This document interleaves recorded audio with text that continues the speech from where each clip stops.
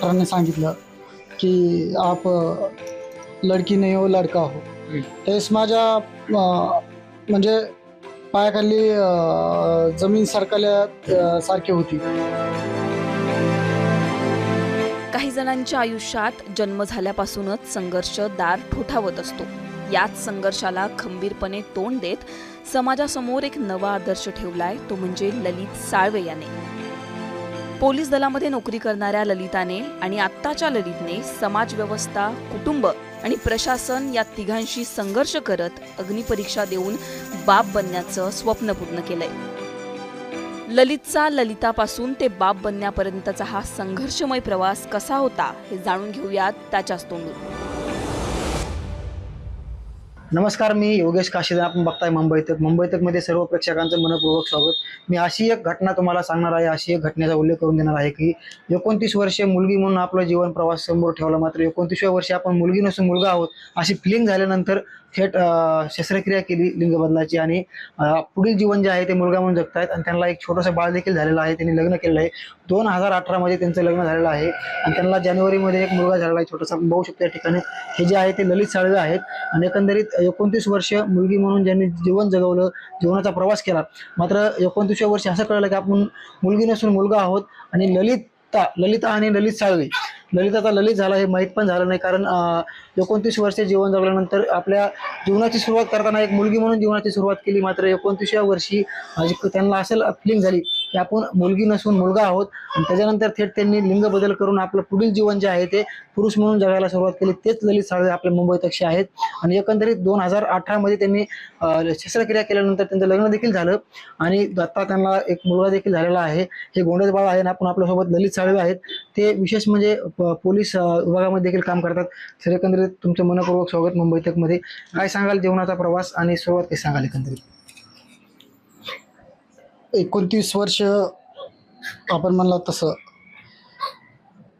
29 वर्ष मुलीचं आयुष्य जगून 29व्या वर्षानंतर माझ्या आयुष्याला पुरुष म्हणून सुरुवात झाली. तर हा 29व्या वर्षाच्या आतमधला प्रवास जो होता अत्यंत खडतर आणि संघर्षाचा होता.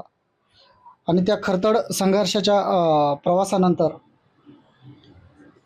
या आयुष्यामध्ये मी आता माझं आयुष्य हे तो प्रवास खडतर संपवून माझं मी आयुष्य सुखाने जगत आहे. काय एकंदरीत मात्र तुम्ही ज्यावेळेस लहानपण संपूर्ण मुलगी म्हणून खेळात बागडलात, मात्र 29व्या वर्षी तुम्ही थेट मुलगा म्हणून जगण्यास सुरुवात केलेली आहे, कारण लिंग बदलाची शस्त्रक्रिया केली. कसा एकंदरीत काळ होता? मित्र असतील, संपूर्ण परिवार असेल, नातेवाईक असतील, कसं एक रिस्पॉन्स मिळाला आणि काय सांगाल सविस्तर थोडक्यात? 29व्या वर्षी आयुष्याला तर सुरुवात झाली, पण त्या अगोदरचा प्रवास हा एक स्त्री म्हणूनच जगलो. नातेवाईकांनी, आईवडिलांनी मुलगी म्हणूनच वाढवलं. आणि शाळेमध्ये, शालेय जीवनामध्ये, विद्यार्थी जीवनामध्ये एक स्त्री म्हणूनच वावरलो. हा फार म्हणजे त्या काळचा जो प्रवास होता तो जर आत्ताच्या घडीला बघायला गेलं तर तुम्ही मागचे जर माझे लहानपणाचे जर फोटो बघितले, जे काही पाहता तुम्ही माझ्या लहानपणाचं, तर ते एकदम पूर्ण एक ज्या पद्धतीने एक लहानाची मोठी मुलगी होते त्या पद्धतीचंच आहे. आणि मलाही आता विश्वास बसत नाही की आपण एखाद्या मुलाचे वडील आहोत म्हणून. सुरुवात कशी होती आणि एकंदरीत संपूर्ण करत असताना समाजामध्ये देखील प्रचंड प्रमाणात विरोध वगैरे सगळ्या गोष्टी झाल्या असतील. समाजाने कसं स्वीकारलं आणि कसं तुम्ही सगळं फेस करीत गेलात? समाजाने पहिल्यापासूनच म्हणजे एक ट्रान्सजेंडर, तृतीयपंथी, हिजळा म्हणल्याच्या नंतर पहिल्यापासूनच समाजाने, नातेवाईकांनी, घरच्यांनी ट्रान्सजेंडर, तृतीयपंथी म्हणल्याच्या नंतर समाजाने नाकारण्यात आलेलं आहे. पण ते ज्या पद्धतीने नाकारायचे, तिरस्कार करायचे, त्या सर्व गोष्टींना फेस करून, त्या गोष्टींशी मी पूर्ण संघर्ष करून आत्तापर्यंतच्या या आयुष्यामध्ये मी इथपर्यंत पोहोचलेला आहे. तर फार कठीण आणि संघर्षाचा जो काळ होता, त्या काळामध्ये मला माझ्या पोलीस डिपार्टमेंटनी साथ दिली. तसेच तत्कालीन तेव्हाचे मुख्यमंत्री गृहमंत्री देवेंद्र फडणवीस साहेब, विद्याताई चव्हाण या लोकांनी त्यावेळेस मला साथ दिली. आमचे पोलीस अधीक्षक त्यावेळेचे तत्कालीन पोलीस अधीक्षक जी श्रीधर साहेब या लोकांनी मला त्या काळामध्ये साथ दिली. आणि साथ माझ्या आईवडिलांनी, माझ्या मामांनी, त्यांनी सगळ्यांनी साथ दिल्यामुळं आज मी इथपर्यंत आहे. तर या सर्वांचे मी मनापासून आभार मानतो की ज्यांच्यामुळे आज मी इथपर्यंत आहे म्हणून. या सगळ्या घटनेची सुरुवात कशी झाली, कारण तुमच्या लिंगबद्दल झाला, तो प्रवास कसा होता, आजचं तुमचं लग्न कधी झालं आणि नंतर हा प्रवास कसा आहे, सगळं थोडं व्यवस्थित सांगा जरा. प्रवास 2017मध्ये मी जे हॉस्पिटलला गेलो होतो आणि त्या ठिकाणी गेल्याच्या नंतर 17मध्ये डॉक्टरांनी माझं चेकअप केलं आणि त्याच्यानंतर डॉक्टरांनी सांगितलं की आप लडकी नाही हो लडका हो. त्यावेळेस माझ्या म्हणजे पायाखाली जमीन सरकल्या सारखी होती.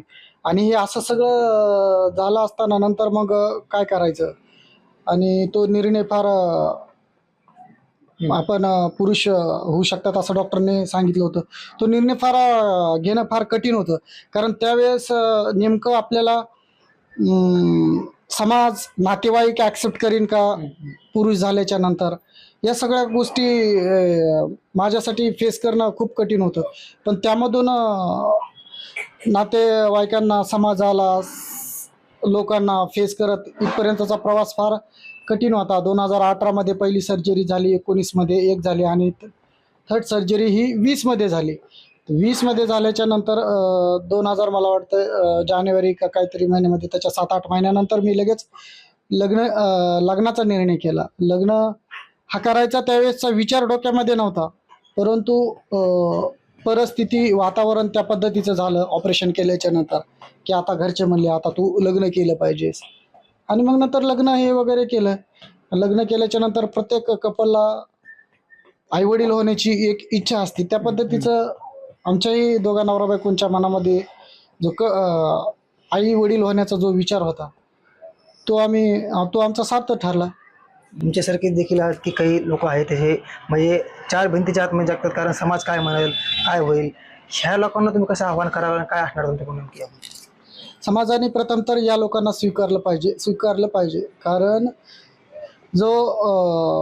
जी पहिलीची जी परिस्थिती होती, ट्रान्सजेंडर, तृतीयपंथी, ज्या पद्धतीने एखादा पुरुष त्याच्यामध्ये आतमध्ये स्त्री दडलेली असली तरी बायला म्हणून त्याला हिणवणार वगैरे वगैरे, या पद्धतीचं जे काय होतं तसं हिणवलं नाही पाहिजे. त्यालाही माणूस म्हणून बघितलं पाहिजे.